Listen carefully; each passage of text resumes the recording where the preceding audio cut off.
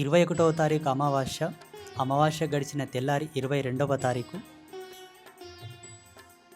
ఆశ్వయుజ శుక్ల పాడ్యమి రోజు అమ్మవారిని పల్లకిలో ఊరేగింపుగా తీసుకెళ్తారు. ఇది ప్రతి సంవత్సరం జరిగేటటువంటి ఆచారం, పీఠం యొక్క ఆచారం.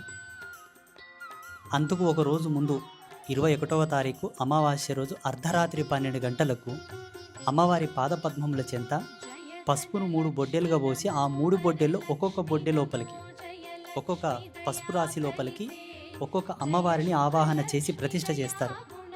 మహాకాళి, మహాలక్ష్మి, మహాసరస్వతులను.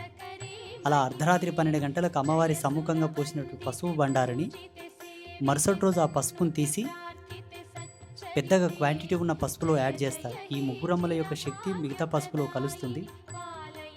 22వ తారీఖు తెల్లవారుజామున అమ్మవారికి విశేషమైనటువంటి అభిషేకాలు, అర్చనలు, హారతులు, పూజలని చేసి